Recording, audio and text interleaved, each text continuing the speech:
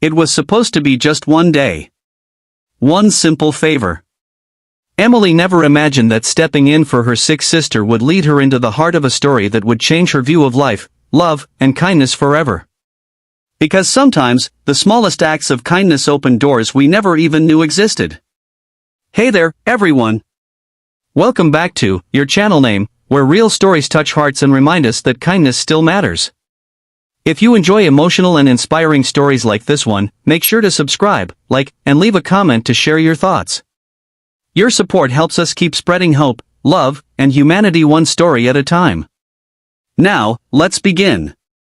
Emily Parker was 26, juggling 2 part-time jobs, trying to pay off student loans, and helping her younger sister Lily, who worked as a nanny for a little boy named Noah. It was a rainy Thursday morning when Lily woke up sick with a fever. Her voice was barely a whisper as she called Emily. I can't make it today, can you please fill in for me? Just one day. I already told Mr. Lawson I'd find someone. Emily hesitated. She had a shift at the bookstore later that afternoon, but something in her sister's voice, weak and pleading, made her agree.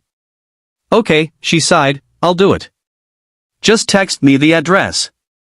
A few hours later, Emily found herself standing in front of a large modern house on a quiet suburban street. The kind of place that looked like it belonged in a home design magazine: glass doors, a wide porch, and a perfectly manicured lawn. She took a deep breath and rang the bell. Moments later, the door opened, and there he was, Mr. Lawson. Tall, maybe mid-30s, dark hair slightly messy, wearing a crisp shirt rolled at the sleeves. But it wasn't his appearance that stood out most, it was the tiredness behind his eyes. The kind of exhaustion that comes from carrying too much alone. You must be Lily's sister, he said, his tone polite but distant. Come in.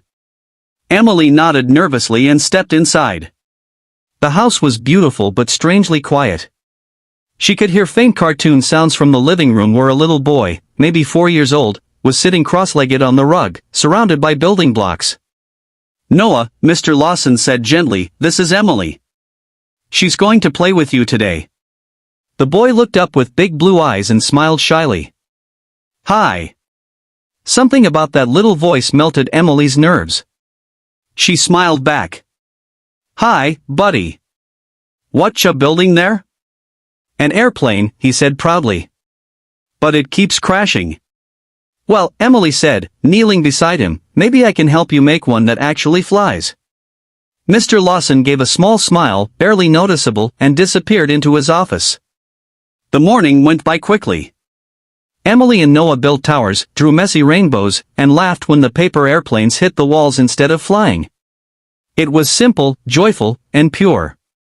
Around lunchtime, Noah looked up suddenly and asked, Miss Emily, do you know where Mommy went? The question caught her off guard. She hesitated, unsure how to answer. Before she could say anything, Mr. Lawson appeared in the doorway.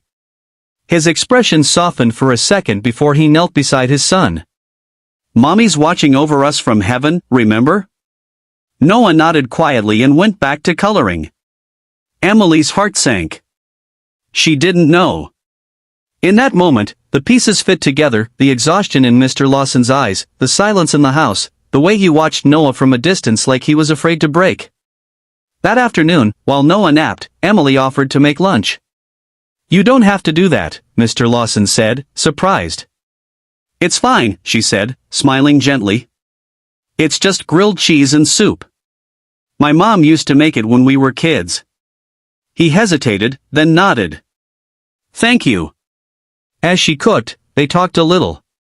His name was James Lawson, founder of a tech startup that had recently sold for millions. But he didn't talk about that part.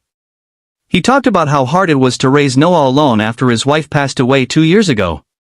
How work had kept him busy, but nights were the hardest. Emily listened quietly. Sometimes, people didn't need advice, they just needed to be heard. You're doing great, you know, she said softly. Noah's a happy kid. That means something. He looked at her, genuinely surprised. No one's ever said that to me before. By the time Lily texted that evening to thank her for filling in, Emily had already grown fond of the boy and, unexpectedly, of the quiet man who clearly loved his son more than anything. When she said goodbye, Noah hugged her tightly. "Come back tomorrow?" She smiled. "Maybe someday." As she walked to her car, James followed her outside. "Thank you," he said simply. "You were kind. It's been a while since this house felt that way." Emily blushed slightly. "It was just one day." "Sometimes," he said, "one day makes a difference." A week passed.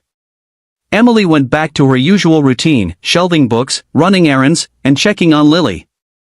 But she couldn't stop thinking about Noah's giggle or the quiet sadness in James's eyes. Then one afternoon, her phone buzzed. It was Lily. Mr. Lawson asked for you. He said Noah's been asking when you're coming back." Emily froze. "Me? But I'm not even a nanny." "He doesn't care," Lily said, laughing. "He said you made them both smile. You should go." So, she did. That second visit turned into another. Then another. Before long, Emily was spending her weekends with Noah, baking cookies, visiting parks, reading bedtime stories. James began joining them more often, watching quietly at first, then laughing, relaxing, even teasing Emily when she burned the cookies. It wasn't glamorous. It wasn't a movie moment. But it was real. Slowly, kindness turned into trust. Trust turned into friendship. And friendship became something neither of them expected. One evening, months later, as snow began to fall outside, Emily found herself sitting by the fireplace with Noah asleep in her lap. James walked in, holding 2 mugs of cocoa. He sat beside her, watching his son. "You've changed this house, Emily." She smiled. "I just played with him." He shook his head. "No. You brought light back here. After my wife passed, I thought I'd never feel that again." Emily looked at him, unsure what to say. Then he whispered, "You remind me what kindness looks like." Tears welled in her eyes. "You don't owe me anything, James. I just wanted to help." He smiled gently. "That's exactly why it means everything." Months turned into a year. Emily never planned to stay, but love has a way of surprising those who least expect it. James eventually asked her to stay, not just as a nanny, but as part of their family. It wasn't about money, or the mansion, or the success. It was about 2 lonely hearts that found warmth and kindness, and a little boy who finally had laughter echoing through the hallways again. Years later, Emily would look back and realize that her life changed the day she said yes to a simple favor. One act of kindness, stepping in for her sister, led her to a family she didn't know she needed. And that's the beautiful thing about kindness. It never comes back empty. It plants seeds, sometimes in the quietest moments, that grow into something far greater than we ever imagined. So, if you ever get the chance to do something kind, do it. Hold the door open. Lend a hand. Listen. Because you never know what hearts you might touch, or what doors it might open for you, too. Thank you for watching today's story on Your Channel Name. If this story touched your heart, please like, subscribe, and share it with someone who believes in the power of kindness. And remember, sometimes, one small act of kindness can change everything.